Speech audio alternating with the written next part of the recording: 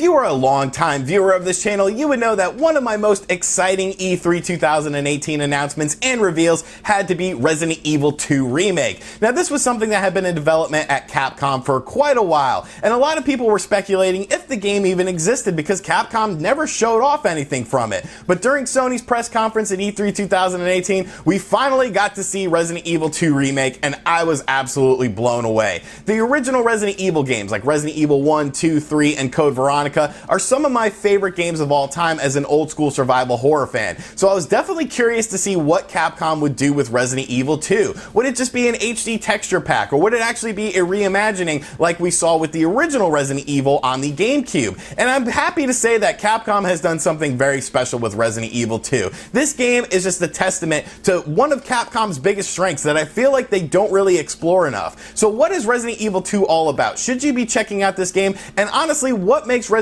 Evil 2 so special in the grand scheme of things when it comes to video games? Sit back, relax, make sure you subscribe to the channel, and let's jump into the horror world of Resident Evil 2. Hey, RGT 85. Hey, Sean. Oh my God, it's Stevie Richards!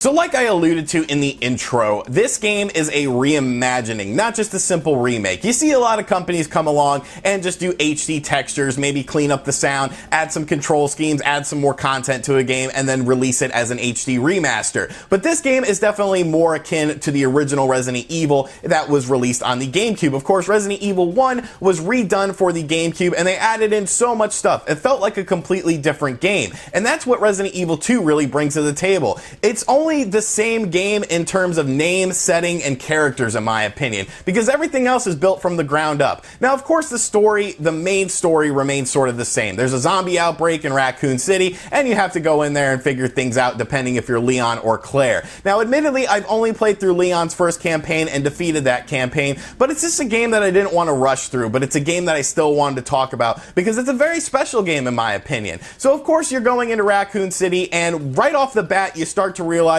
this is definitely a reimagining because things are completely changed. Yes, you're still in Raccoon City, but the way events play out and all of that just happens in a different manner. It's almost like a different timeline of Resident Evil 2, but I feel like it's going to be the adopted timeline. You gotta remember, in the original Resident Evil remake on the GameCube, all of that stuff that they added in the game became canon in the Resident Evil series, like Lisa Trevor, which was a new character that was added into that game. So I really feel like going forward, Resident Evil 2, the remake, is going to be the canon stuff as far as how events happen. Now, all the voice acting has been redone in the game, and some people might not like that, but honestly, Resident Evil was never a franchise that really had great voice acting, let's be honest, especially the older games.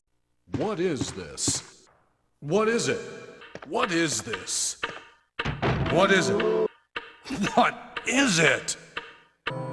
Beats me. So I'm cool with the redone voice acting. Now, as far as once you actually start to play the game, you start to realize that this is definitely a survival horror game. If you started playing Resident Evil games around Resident Evil 4 through 6, then you sort of had a more action feel to those games. Ammunition was pretty plentiful. It was definitely based more on action than survival horror. But Resident Evil 2's remake is definitely a survival horror game. I spent most of this game with low ammunition and low health supplies, and I was like in a constant state of fear. And that's one thing I really like about this game is just how scary it is, because it's not just down to the environments and the setting of the game, it's with the zombies as well. Now, zombies are creepy to begin with, but these zombies have a lot of artificial intelligence in them. It's not something like in the original game where you would leave a room or you would enter a room and the zombies would be pretty much confined to that room. These zombies will follow you if they can from room to room. So there's definitely a fear and a tension that's just constantly going on within this game that's exemplified once Mr. X comes into the scene. Now,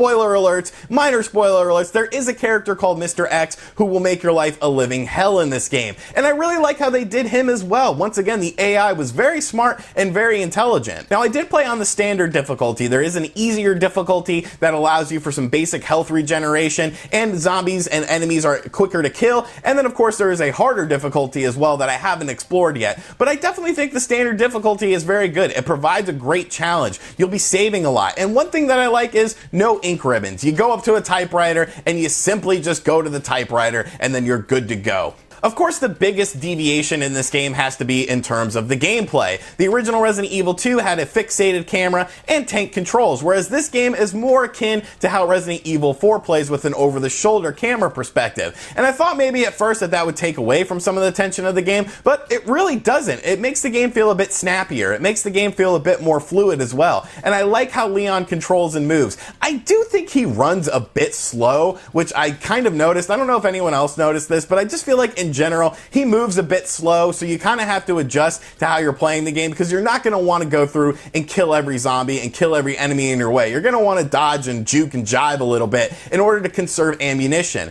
Now, one thing I like about the game is the fact that there's so much replayability, because of course you play through Leon's main campaign and then there's a second campaign. You play through Claire's first campaign and then there's a second campaign, and there's also unlocks in the game as well. My first playthrough with Leon, like I said, that I've completed, I ended up with a lot of items in my inventory. I actually never even got any of the cool weapons like the flamethrower that are in the game. I finished the game with a pistol and a shotgun, and I was like, wow, I probably missed a lot of stuff. Now, my first run through of the game was about 8 hours, and I definitely enjoyed those 8 hours. There are some parts of the game that sort of bog down a little bit. There is a character swap that happens with Leon's campaign that sort of takes you out of the game a little bit. Some of the boss battles are kind of weird too. There was one boss battle in particular where you fight a version of William Birkin that I just didn't really like it that much. I thought it was kind of cheesy how they did it, and it really wasn't based on skill. It was more based kind of on luck, I felt. So it was something that sort of took me out of the game a bit.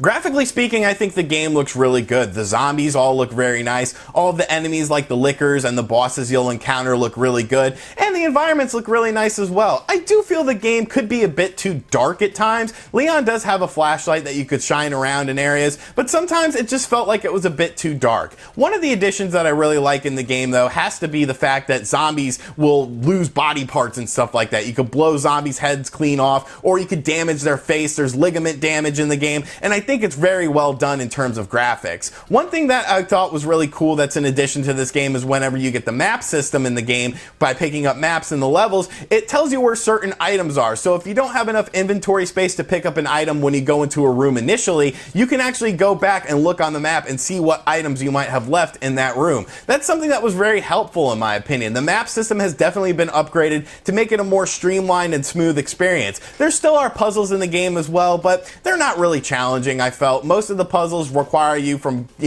getting an item and putting it in this place or things like that, figuring out a lock safe code. It's very basic Resident Evil. I think they could have done some more in terms of puzzles and sort of sprucing them up and freshening them up, but I guess they sort of wanted to retain that classic Resident Evil style of gameplay where the puzzles were pretty much fetch quests. You got to put one medallion in one section and things like that we saw in the original Resident Evil games.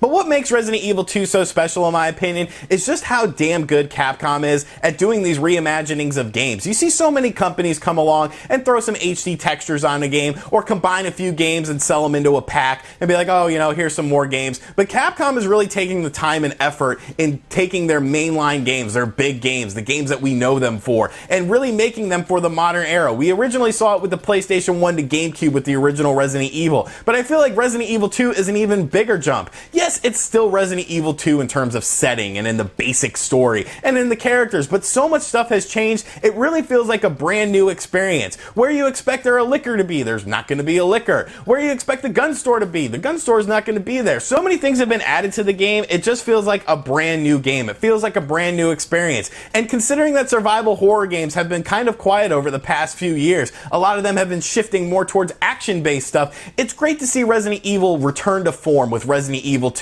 It is a survival horror game. You're going to have low ammunition. You're going to have low health. And that really adds to the game. It adds to the tension. And it makes it just a fantastic experience.